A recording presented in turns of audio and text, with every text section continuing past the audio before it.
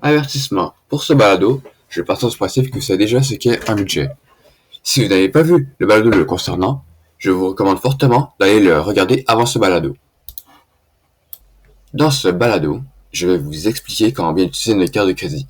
Mais avant, je vais devoir vous expliquer comment fonctionne une carte de crédit, car on vient de me chuchoter à l'oreille que personne ne s'est chargé de faire le balado qui l'explique.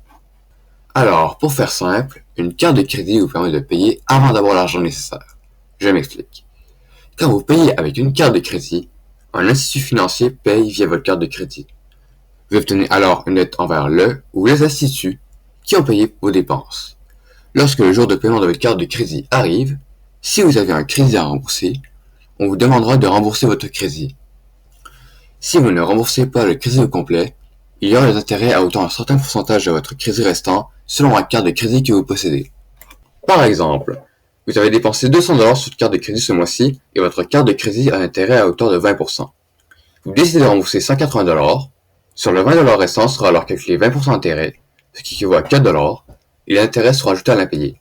Alors, le mois prochain, vous aurez déjà 24$ à payer sur votre carte de crédit. Bon, ainsi comment fonctionne une carte de crédit, c'est fait.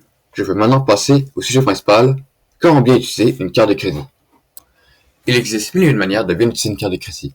La plus efficace étant bien évidemment savoir comment fonctionne une carte de crédit et ce qu'elle crée. Une dette ou un prêt bancaire, prenez le terme que vous préférez. La seconde manière de bien utiliser une carte de crédit est de faire suivre des dépenses. Ce qui est bien utile, c'est savoir qu'on devait y aller plus loin sur McDo.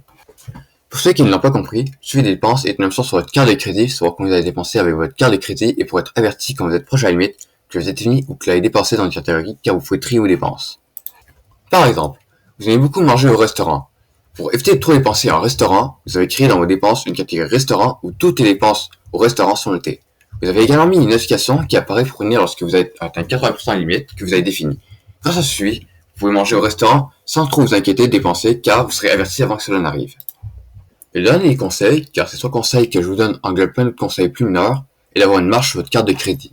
C'est-à-dire que si, par exemple, vous utilisez une carte de crédit avec une limite de 1000$ et que vous, étant prudent, avez une marge de 65%, ce qui veut dire que vous gardez 65% de la capacité totale de votre carte de crédit pour les urgences, vous n'utiliserez que 35% du maximum pour vos dépenses quotidiennes, soit dans l'exemple suivant, 350$ sur 1000.